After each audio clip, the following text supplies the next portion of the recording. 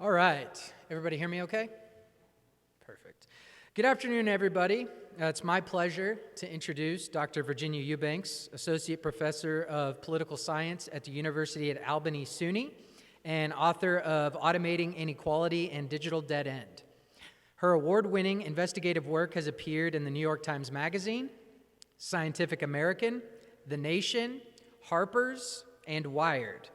Today, she'll draw on her research into care surveillance, her writing on technology and inequality, and her own experience as a caregiver to ask a pressing question: are AI and compassionate care compatible? So please join me in welcoming Dr. Virginia Eubanks.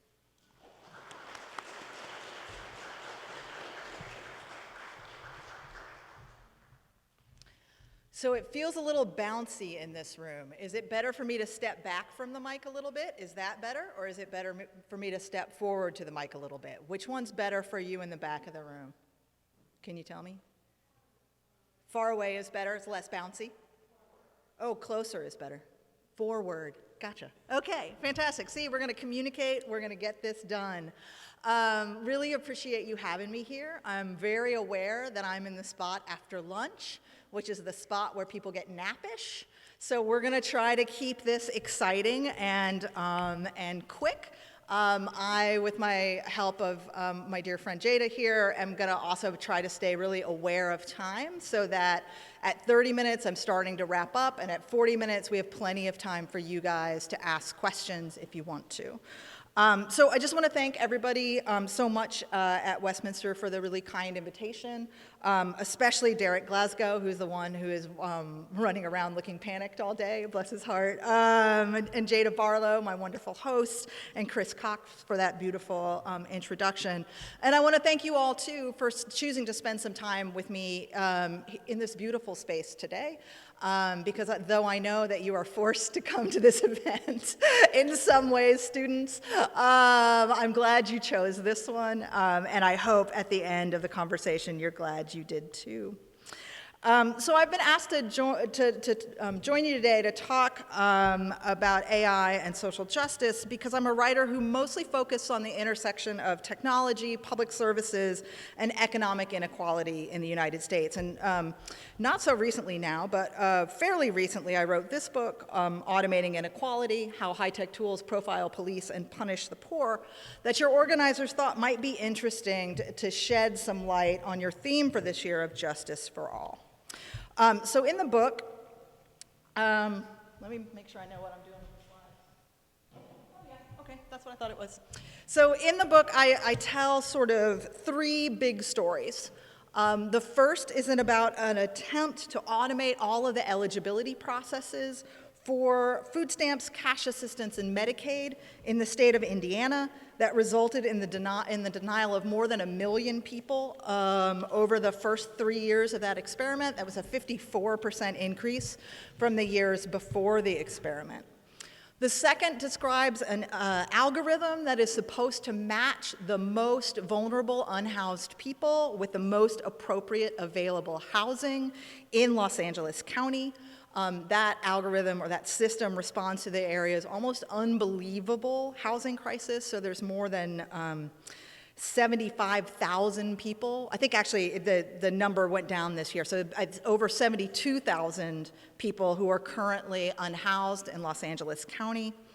And finally, the third story I tell in the book is a story about a statistical model, which is machine learning, so very much in the category of early AI, that's supposed to predict which children might be abused or neglected in the future in Allegheny County, Pennsylvania. That's the county where Pittsburgh is. So the book shows that these high-tech tools do three big things. The first is they rationalize and recreate a politics of austerity. And we'll talk a lot more about that in a minute, but just to start, a politics of austerity is a politics that assumes that there is not enough for everyone. okay? So the second thing that these tools do, and I'm going to explain each of these in further detail in a moment, is create feedback loops of injustice, where rather than evening out some of the most critical issues around injustice that we face, they actually amplify them and accelerate them. And also these tools tend to produce a kind of empathy override that eases the emotional burden of making really, really difficult decisions about which poor and working class Americans will be allowed to access their basic human rights. So let's talk about each of those in turn. And as I talk about each of these big ideas, I'm going to introduce you to the people I spoke to when I was researching and reporting this book. So this is was my first book that was not a scholarly book. This is a book of long-form investigative journalism. And that's something you might want to ask me about later. It's like that shift is a really weird and has been a really interesting one. So I'm happy to talk about it if you're interested in it as we close today. So the book is dedicated to a little girl named Sophie Stipes.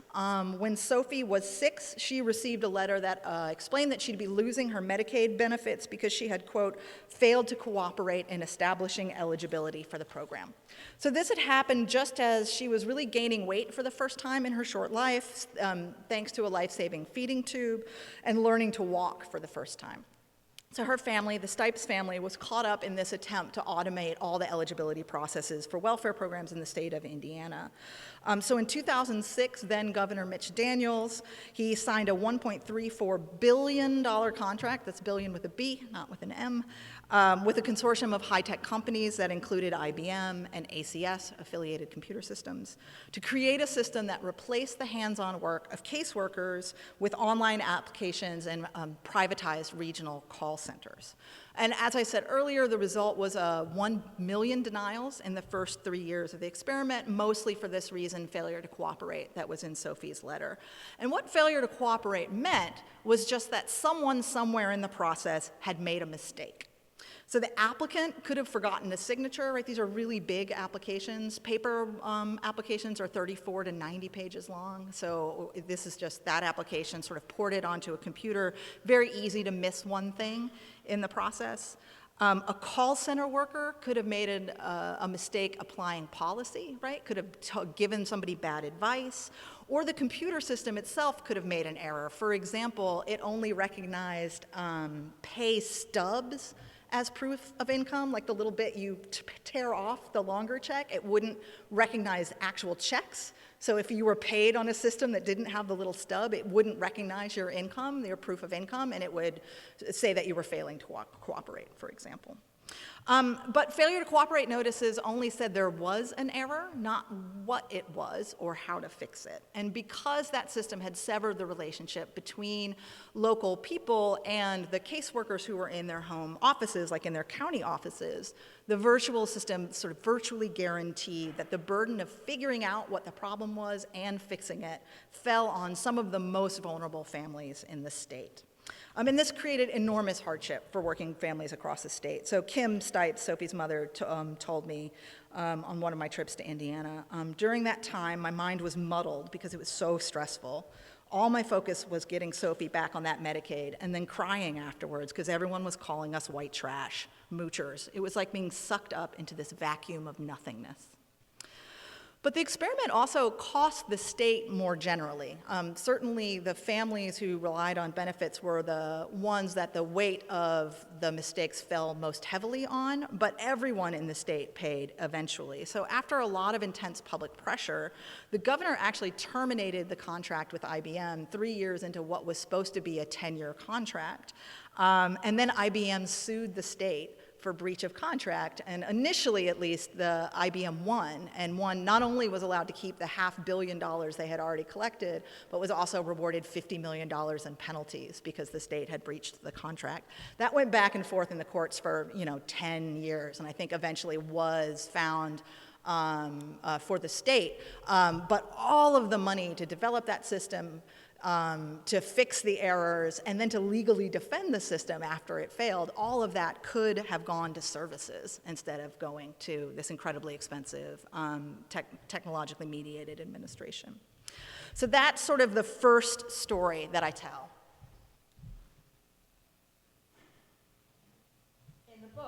that's a bit hard to see.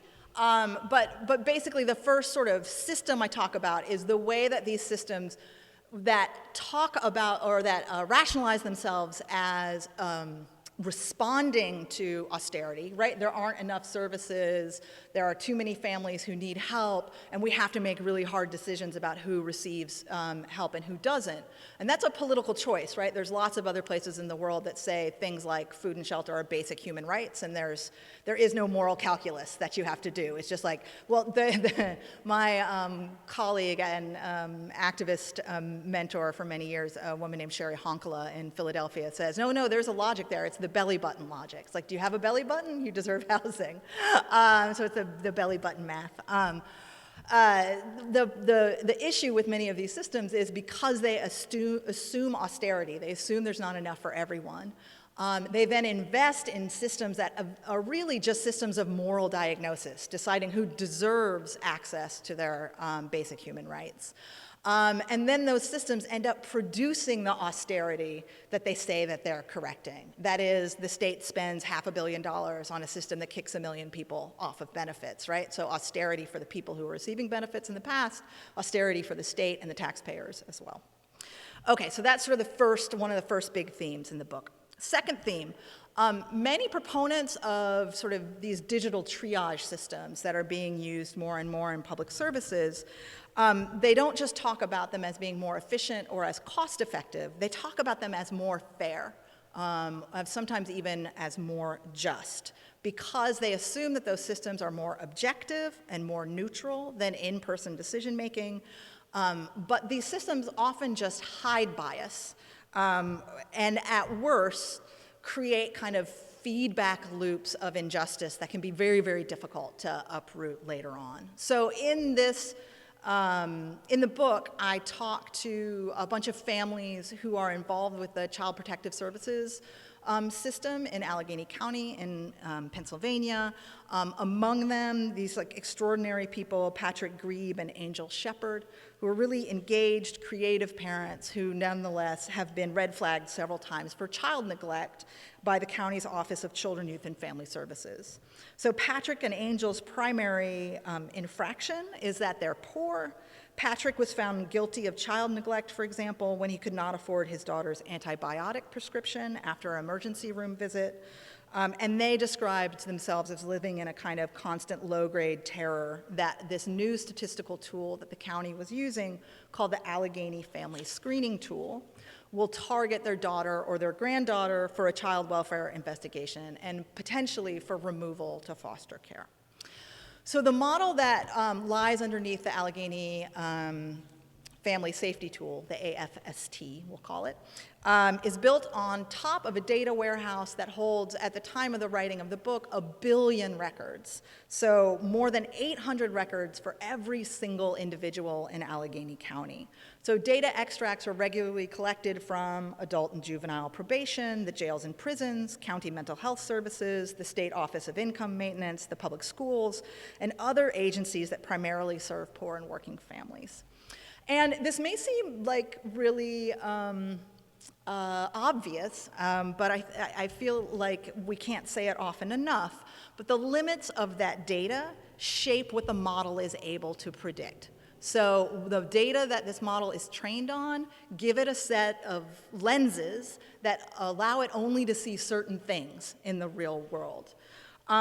And because this data warehouse relies almost entirely on information that is only collected on families who reach out to public assistance for help, and it's important, I think, to say here that professional middle-class families and wealthy families also need a lot of help raising children, because it's just really hard to raise children. Like, raising a family is a really difficult, resource-intensive thing. So professional middle-class families and wealthy families likely require and request equal amounts of assistance. It's just that they pay for most of it out of pocket, right? So their data doesn't end up in places like this data warehouse. If you go to therapy and you pay on private insurance, that doesn't end up in the state's data warehouse. But if you reach out to a county program, for example, to find a counselor, that data does go into the data warehouse, right? And that's the data that this predictive model is based on. So what happens is you get problems both with negative feedback loops and positive feedback loops, meaning because you're looking at poor and working class families more, you see more problems in poor and working class families, and so you gather more data about poor and working class families. So you get this kind of error that is produced because you're over surveilling one group of people. But on the other side, and this is one of the things that call center workers there told me, is that these systems that are built only on the data of poor and working families aren't able to see the harms that exist in professional middle class and wealthy families. So they're not able to, they might miss harm that is happening. These systems might hallucinate harm that is not happening and also miss harm that is happening because of the limitations of their data. So the model, the administrators and the model designers would say that the reason they were using these statistical methods was because they wanted to root out bias in call screener decision making. So the tool is used by the folks who pick up the phone when you call in a report of possible child abuse or neglect. It's a tool that, it's a scale of 0 to 17, pulls data from this data warehouse. The call center worker will pick up the phone, will collect information on the charge or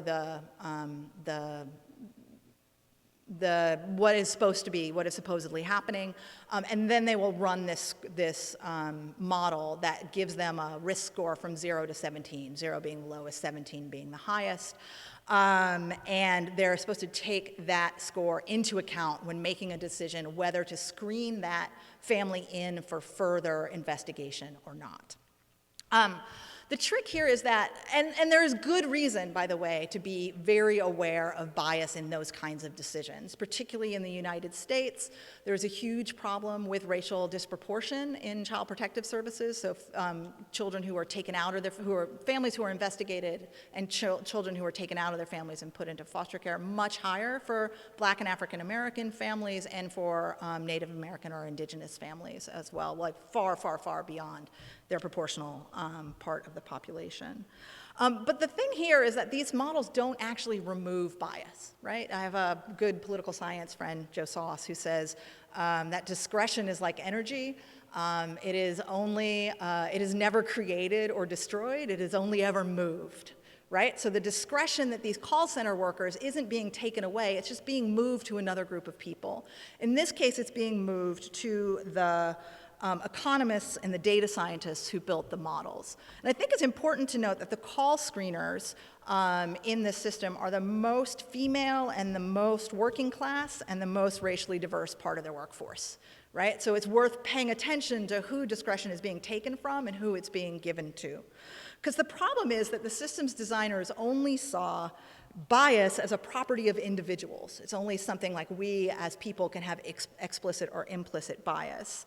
But of course, inequity and then injustice is systemic and structural. So the county's own data shows that the great majority of racial disproportion in the Children, Youth, and Family Services system in Allegheny County doesn't come from intake screeners. It comes from the people who call these hotlines from the community. So it really, this disproportion is really about how we as a larger community see safe and unsafe families, not which calls the screeners are screening in and out.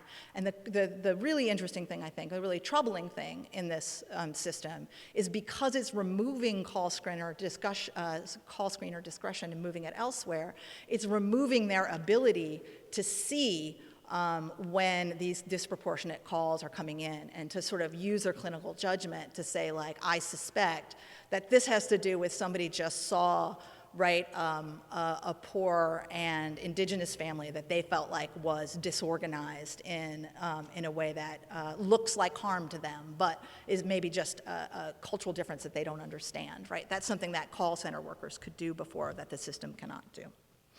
Okay. Sort of the last big lesson from the book, and then we'll move on to talking about some of my more recent work. How are we doing on time, Jada? Yeah? Where are we at? Oh, right fun, perfect. So one of my great fears with these systems is that they act as a kind of empathy override. So they outsource to computers some of the most difficult decisions we face as a society. And because they do that, they shrink the political imagination away from real solutions to real problems.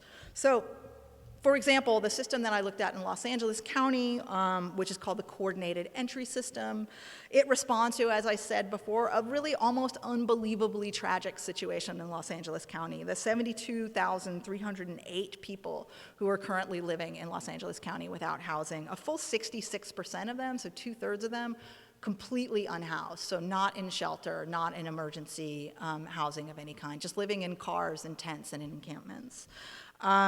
So the coordinated entry system is responding to this really extraordinary human rights crime. And it works by assigning each unhoused person a risk, basically a vulnerability score on a spectrum of vulnerability. And then it tries to match them based on that score with the most appropriate available housing. And what I found in my research is that coordinated entry serves people at the top of that scale pretty well. People who are really struggling with multiple issues, have dealt with chronic homelessness for a really long time. Their quite high scores on the vulnerability index did sometimes get them help more quickly, because these are the clients that caseworkers might have the most trouble working with. Like, they're the hardest clients in some ways, and so in the past they may have just sort of shunted them aside, right?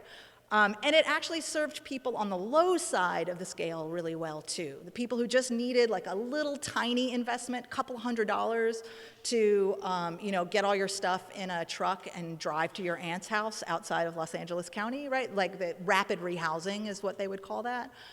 It served people who needed just a small temporary investment pretty well as well. But then there were at the time that I was doing my reporting on this, 30,000 people that the system had surveyed and classified, but who never received any kind of resources at all. So people like Gary Boatwright, who was one of my sources in Skid Row in Los Angeles. So Gary's strong enough to survive, but not really able to get back on his feet by himself. He was classified as not vulnerable enough to merit immediate assistance, but not stable enough to be served by the time-limited resources of rapid rehousing. And so he had cycled between bouts of homelessness and prison for about a decade by the time that I met him. And from Gary's point of view, the problem isn't even comparative vulnerability at all. It isn't like how much more or less he needs help compared to the guy in the tent next to him on East 6th Street in Skid Row. The problem is simple math. There's not enough housing in Los Angeles County. So he said, and this is a quote, "People like me who are somewhat higher functioning are not getting housing. It's another way of kicking the can down the road. In order to house the homeless, you have to have the available units. Show me the units, otherwise you're just lying." So these kinds of systems of digital triage that assume that there's not enough for everyone, they assume that these systems really only work if there are enough resources to provide all the people who need them. And in terms of social housing in the United States, there's simply not enough housing. If you compare, or not enough housing that is made available for social housing is a better way to say it. So if you compare the US situation to other places in the world, the nature of the problem really becomes clear pretty quickly, I think. In the Netherlands, Austria, and Denmark, for example, between 22 and 34% of rental stock, so every renting apartment, 20% to a third of that is public housing, is social housing, right? The EU average is about 8% of their housing stock is social housing. In the United States, it's only 4%. And that percentage hasn't changed in decades, right? So my greatest fear here is systems like this that purport to do a kind of digital triage, prioritizing the people who need help the most, steer us away from the bigger problems underlying those acute issues. So the bigger problem is we don't have enough social housing in the United States. Risk ranking the current unhoused to fit them into the too small number of housing units doesn't solve the problem. It's just sort of rearranging chairs on the Titanic. Okay, so that's enough. I have lots to say about automating inequality, and also I wrote a book about it. So if you're interested in these wonderful people or their stories, please, you probably have a copy at the library. You don't even have to buy it. Or come talk to me after the talk. But I want to talk a little bit about the work that I've done since then. Okay, so since the publication of Automating Inequality, I've turned my attention to how these similar new digital tools show up in a bunch of different ways. One, and this honestly is one of my favorite pieces I've ever written. I wrote it for The Guardian, it's a couple years old now. This is about debt collection or government collection of what they purport to be debt of, for example, Star Kaminsky there in that picture. She received a letter that said she had been overpaid for food stamps by like $2,000 like in 1986. She got this letter in like 2010.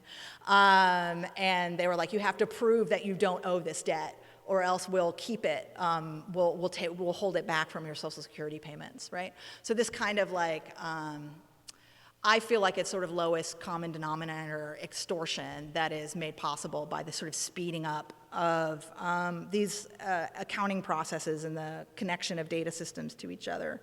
I've also done a lot of work on how these systems cross national boundaries. I'm currently working on another book called Not a Number, Global Stories from the Automated Welfare State, where I worked with my incredible colleague Andrea Quijada from New Mexico to gather oral histories from 9 countries, from families and individuals who sort of weathered one of these major technological changes in public services. So we worked in Spain and Colombia and Indonesia and Australia and the UK and the US, and I'm forgetting Finland and some other places. I'm forgetting some countries, but that was a really extraordinary project.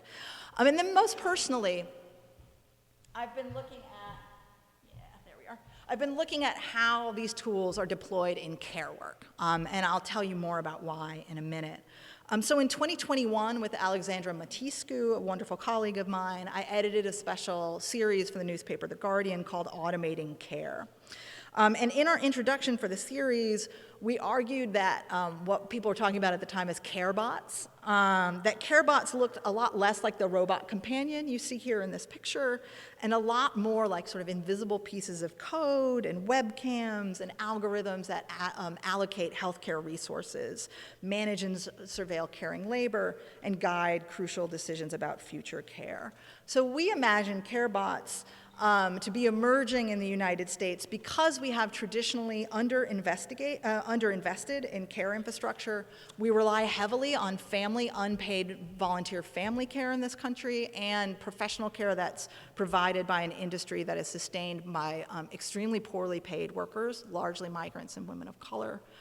So Alexandra and I saw remote or technologically mediated care as sort of developing in this context of a crisis of healthcare capacity that isn't natural or inevitable, but that has been manufactured by for-profit medical providers and systems.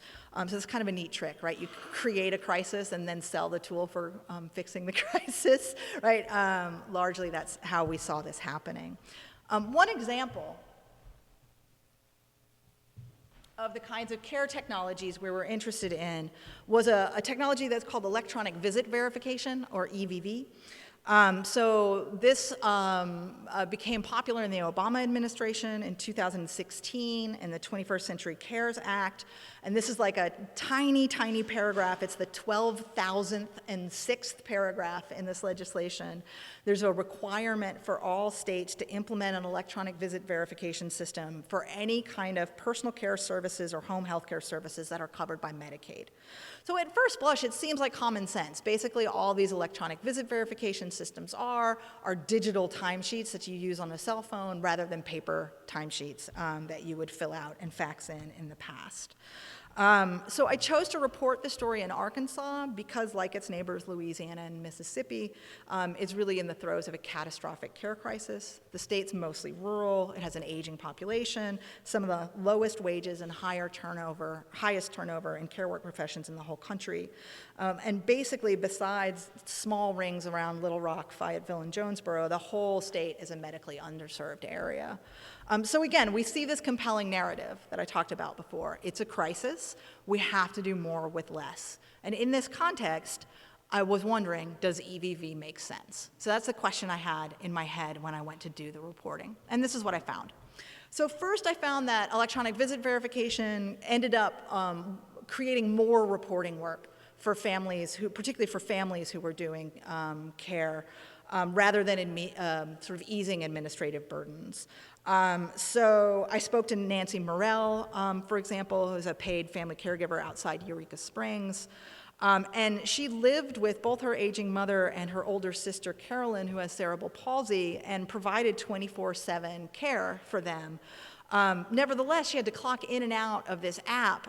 It's called Authenticare, this app 4 times a day, each time she switched between different kinds of activities. And because her mother is actually her sister's guardian, not her, she also had to have her mother okay every time she did this switch. So 4 times a day, she would have to go into the system, log out of one area, log back into another area, clock in that she was doing this kind of hours, not that kind of hours, go find her mother, get her mother to check this teeny tiny little box on a cell phone that her mother could not see, and got mad every time she was asked to do it, and often threw the cell phone across the room, right? 4 times a day she had to do that. And so she wrote a letter to the state where she said, what took a total of 15 seconds to sign a timesheet and submit it before now takes many hours, hours that should be given to the client for care. And then to add insult to injury, the first paycheck that she was supposed to receive under the new EVV system was 3 weeks late. She logged in to find why it was delayed, and she found that the system had red flagged all 16 of her shifts as incorrect. And she had been working for her mom and her sister for 13 years, and in those 13 years, she'd only ever had 2 shifts red flagged before. And in the first week under this new system, they had red flagged 16 of her shifts.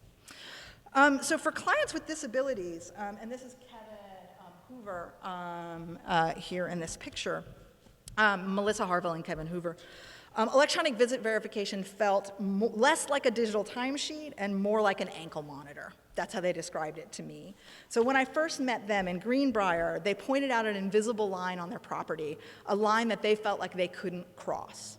So many electronic visit verification applications incorporate GPS to location stamp a home care worker's shift, and then a feature called geofencing, which establishes a maximum distance around that location where the care worker is allowed to clock in or clock out. So Melissa, who is Kevin's partner as well as his caregiver, took me on this tour using her EVV app to show me how far she was allowed to go on her own property before the system would kick her out. Oh, is that 40 minutes? Oh, wow, okay. Thank you, that's why I ask. Thanks, Jada. She and Kevin told me that it felt like an invisible dog fence for humans. She said it's like living in a box. So the intention here was to make sure that care was happening at the place it was supposed to happen, but there's an underlying sort of assumption that undermines the commitment to independent living that disability justice organizations have fought for more than 6 decades. So the idea behind independent living is that you should be able to get services in the community rather than being institutionalized. So geofencing in EVV is built on this premise that contradicts this.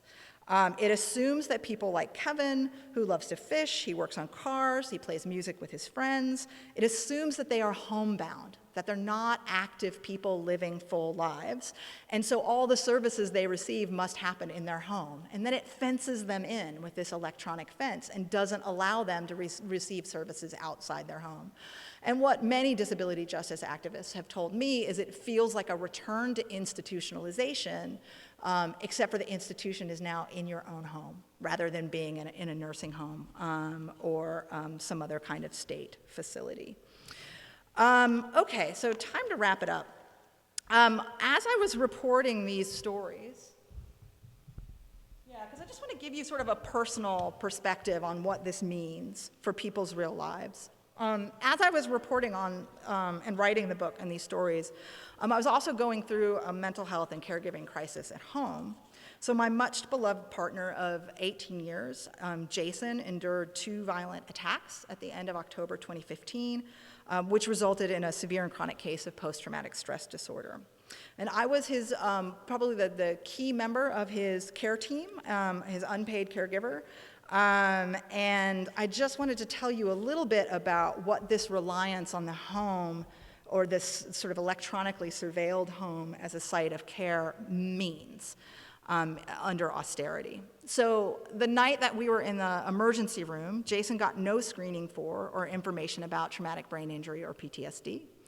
We got no referral to a social worker or to crime victim services. And in fact, when they couldn't find me, because I was in the woods and my cell phone wasn't working, they turfed him out to chairs in the waiting room to wait several hours before his dad came to pick him up.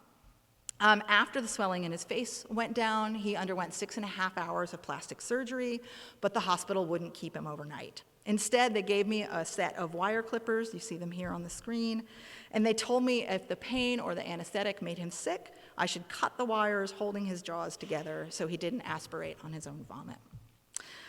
The next morning, I went to the pharmacy to fill his pain meds prescription, and I was told we no longer had health insurance. It turned out, as far as I could find out, that they suspended our insurance to investigate us for insurance fraud, because all of a sudden we had made charges to our insurance, right? We had spent insurance money on surgery. Several weeks later, once we got the insurance back, we were lucky to be able to get Jason a great trauma therapist, and we had really incredible support from our community. But his mental health continued to decline, and in 2019, we were trying and failing to get him into a behavioral health crisis center. With our inpatient options exhausted, we went to a local hospital's outpatient clinic for more help, at which time the intake worker asked us, "You have private insurance? Then why are you here?" So the shocking thing is we actually had it pretty good. The median time to treatment in cases of PTSD is 12 years, and Jason was in therapy within months. I'm a researcher and a journalist. I have a fair amount of discretionary time, and I have lots of skills I could use to figure out what was going wrong in the process and to fix it. And in the end, we were able to rely on our community, which was extraordinary. But there's an enormous cost to these setting up our systems of care this way. This is what the feminist economist Nancy Fulbright calls the care penalty. So some of those costs are financial. I had to go part-time at work, I've taken unpaid leaves, and since I'm the primary breadwinner, that's meant a really big financial hit for our family. But the costs of caring aren't just financial. There's a cost to mental health, right? After years of battling institutions that failed us, I ended up with my own, thankfully very mild and mostly resolved case of PTSD as well. There's been a cost to our relationships with each other, with our family, with our friends. There's been a cost to our community, so because we've had to withdraw and manage one emergency after another. And the world has been robbed of Jason's immeasurable human potential, which in my opinion is an incalculable loss. So I just want to end with hope, briefly. How do we practice hope in this moment? I want to talk about some ways of thinking that can produce real solutions. So I think the first way of thinking that can produce real solutions is that we center universal access. We have to resist this idea of digital triage, which is always based on the idea that there is not enough for everyone. We need to choose instead systems that believe that there are basic things about human life that are guaranteed by the belly button, right? And we can argue about what things should be on the human rights list and what shouldn't. But for me, at least at base, that's medical care, housing, and education. There's probably others, but I'm not thinking of them right now. We could do a lot better on this here in the United States. We also need to start from the dignity of poor and working class people. So families, patients, caregivers, healthcare professionals, we all have crucial knowledge and expertise that is obscured and often erased by these new technologies. We need to center a politics that assumes sufficiency and plans for abundance. As long as we plan for scarcity, we produce scarcity, and we pay for it in the end. We pay for it financially, and we pay in squandered human potential. like that of Jason and so many other people. And finally, I believe we need to center storytelling. My greatest fear about these tools is by relying on robot caregivers and eligibility algorithms, we allow government and technology companies to shrink these really complex, significant problems we face as a society to fit the narrow box of available technological solutions. And I'm going to suggest that one of the remedies for bad data and bad tech is better stories. So we need to start by making the labors of love visible. We need to make the invisible heart of un- and underpaid care visible. So I thank you so much for all of your time and attention. I'm super eager to continue the conversation, and I think I did okay with time, with Jada's wonderful help. Thank you so much for your attention.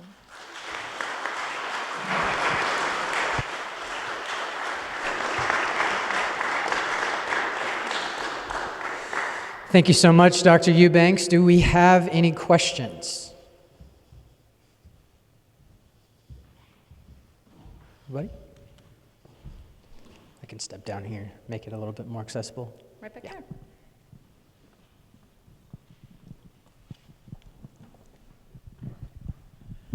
Hi there, my name is Joseph Otero. I just Joseph. wanted to say thank you for all the wonderful work you've been doing. I have worked in home health and in care jobs, and I just wanted to ask, like, what as a care worker can I do to help kind of stop this digital triage from happening, I guess? Yeah, well, first, thank you for your work. It's like one of the most underappreciated and most important jobs in the world, home health care and personal care assistance.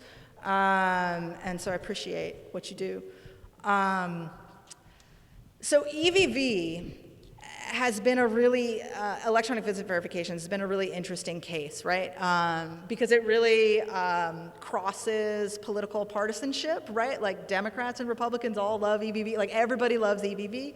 In part, I think, because there's a fundamental mistrust of people who do the really incredibly important work that you do, right? Like, in part because we pay them so little that we do not trust them to do a good job because we're obviously exploiting them, right? And why would you expect someone you're exploiting so incredibly intensely and doing a labor of like, that really requires great emotional investment, right?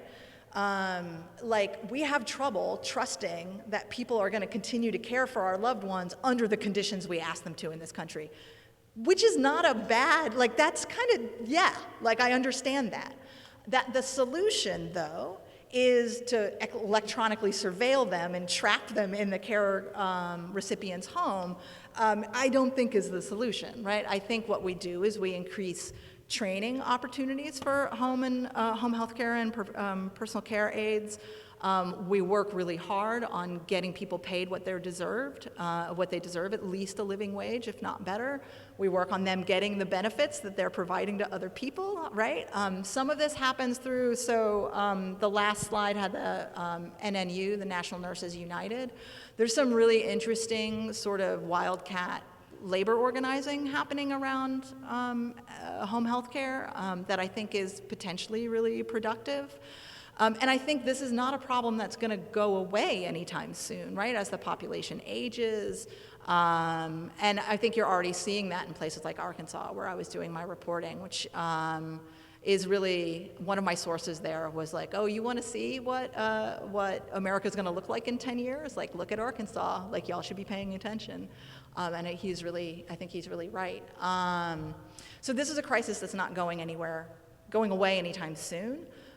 That's bad news, but it's also, in terms of political strategy, not bad news, right? Because the crisis is growing and it's hitting people who in the past may have not faced the repercussions of the care crisis themselves because they had enough financial resources to protect themselves from it. Increasingly, the sort of the effects of this are reaching more and more families.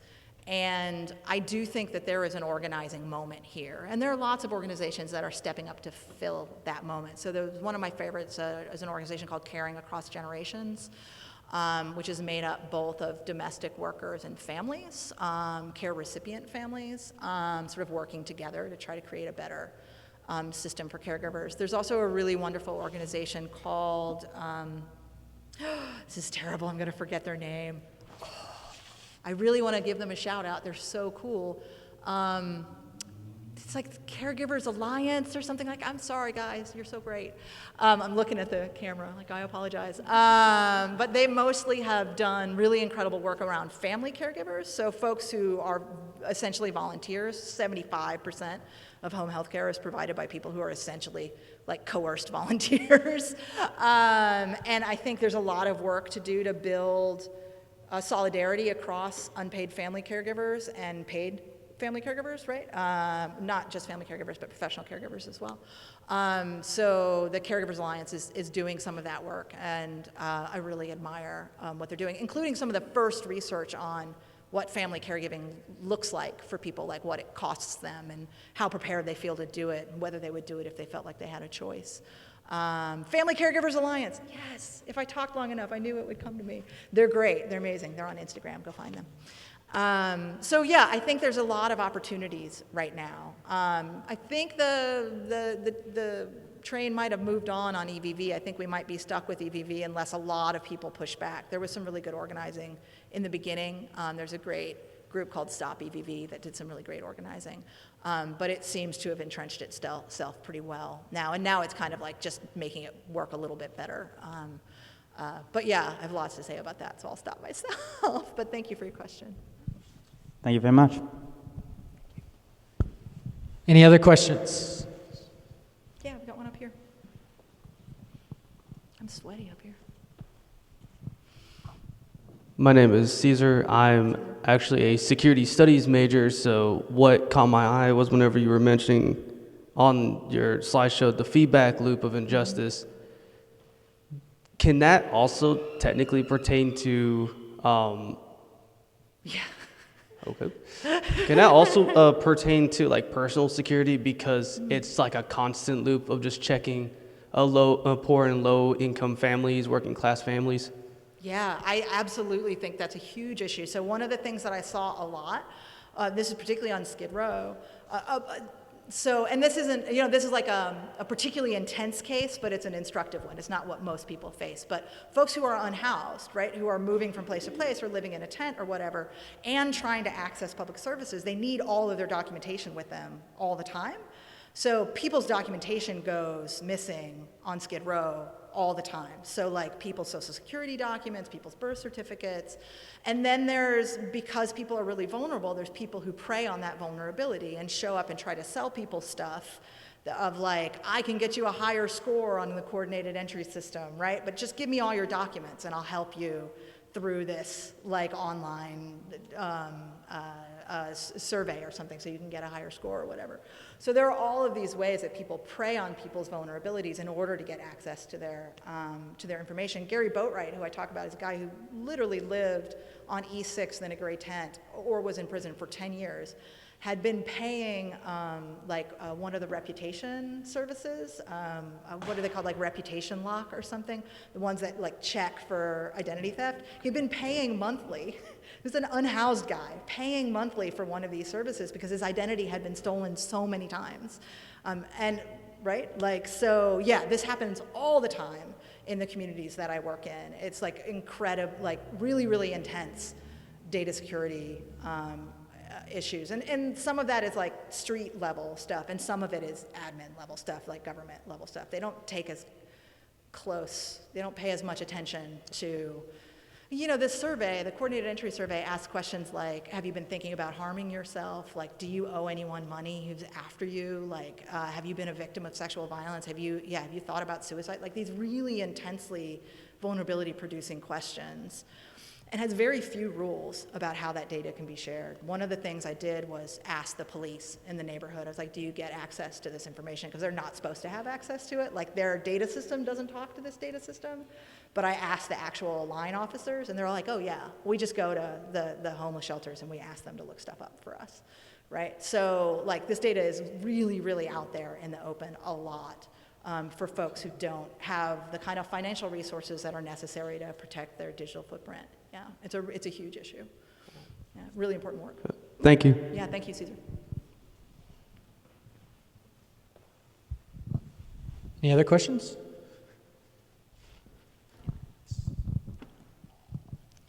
Hi, my name is Maddie. Maddie. I work in an addiction recovery center, Amazing. like in a rehab center. Thank and you for at your the end work. of my shift, I always do billing. All of our billing is generated by technology, but it doesn't get submitted without human intervention. So do you think that that kind of technology usage in care is okay? Do you think that it needs fixed somehow, or are there problems with it? Yeah, that's such a good question. It's a really important question. I can give you a story from Allegheny County on this. So I went, and this is the great thing about being a reporter, right? It just gives me a reason to be like, can I come sit in your call center and watch your call center workers work for a day? And they were like, no, yes, no, yeah, okay. And so I went in and I sat with this amazing call center worker, Patricia Gordon, and she just let me shadow her for a whole day. And so she let me like run people through the scoring system, or she let me guess what I thought the scoring system would give different cases. You know, I guessed on some, and they were like really surprisingly different than I thought they were going to be. And I was like, Pat, well, so what happens because the designers of this tool said they wanted the tool to be undermined by the clinical expertise of the call center workers themselves, right? Which is what you would hope the designers would want, right? Like, don't just like give your decision making away to this tool. You have to continue to think critically about the case, right? So I was like, Pat, what happens if you say like that this case is a 15 and the score is like a 3? Like, who wins, the computer or you? And I asked her boss that as well, her manager. And Pat was like, well, we should win, like, because we have the clinical expertise, and all this tool has is access to historical information. We're the only ones who know what the charge is, so we should be able to do that. But when I asked her boss, I was like, what do you do when you have a worker whose scores are totally different from the algorithm scores?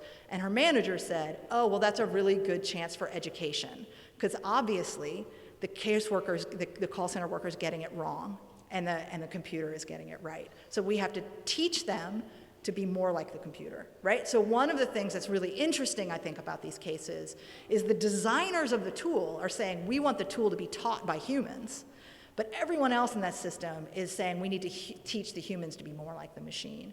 And that happened across a whole lot of areas that I worked in. In Indiana, for example, when I talked to caseworkers who had been around for a while, who dealt with this automated eligibility system, I asked them what their biggest concern was, and they're like, the biggest concern is not these technology systems, how they work, whether they're accurate or not.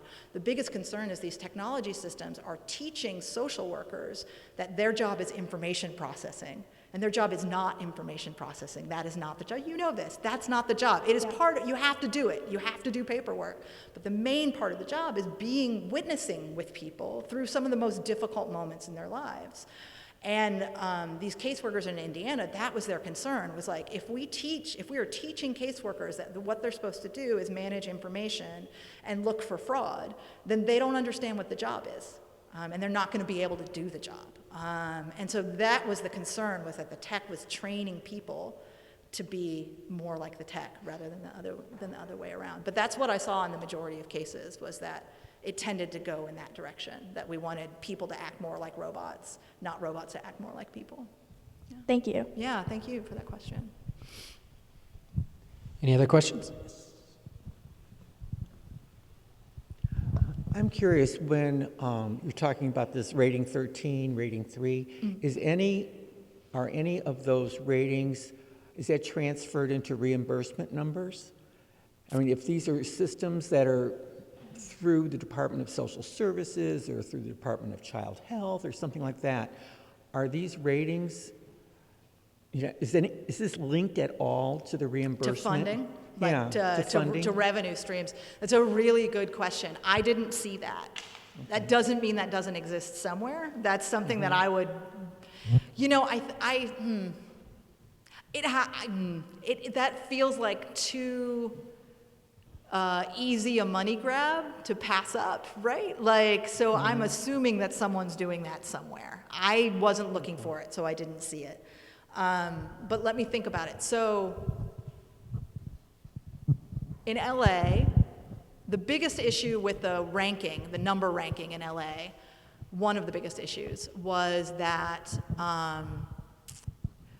the homeless services agencies would sit down with people who were doing the survey and help them be fully honest, because a lot of the things that the survey asks are like really things that people don't want to share. So they would sit with them and help them be more honest, which would often raise their score. And that could put them into that category of person that these systems worked pretty well for.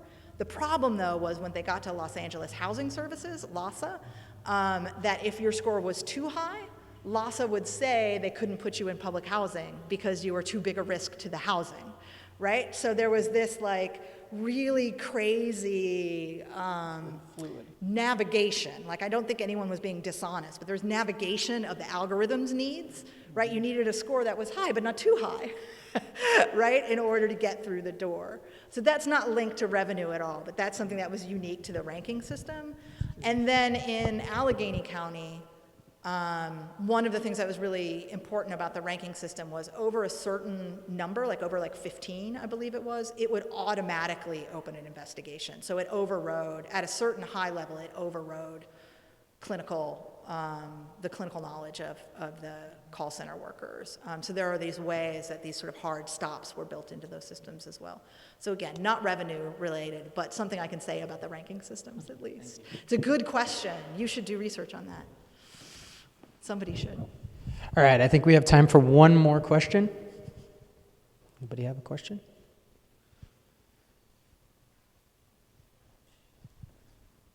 Somebody in the first row have a question? You can ask me about my weird life.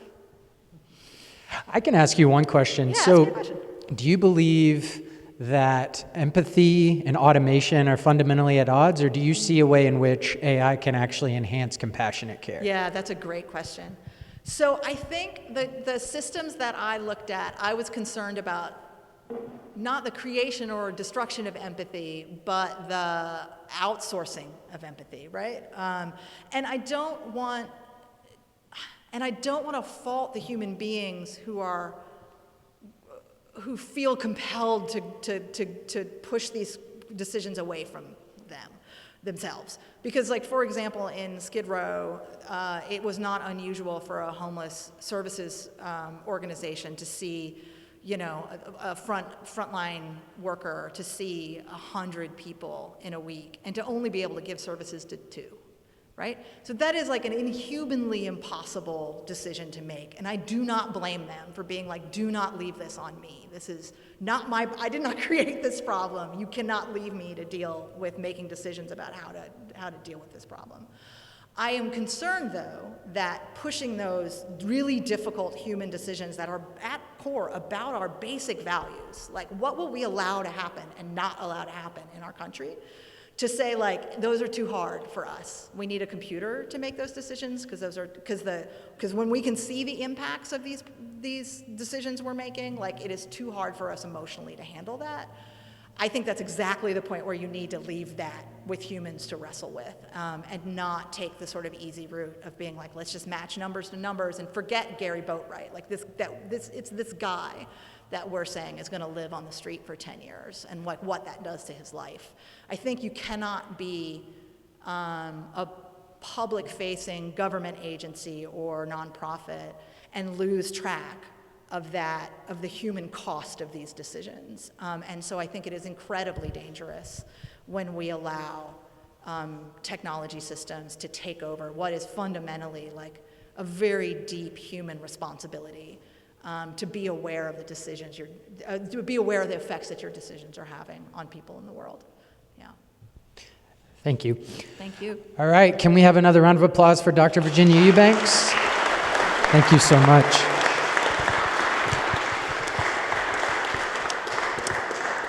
All right, a couple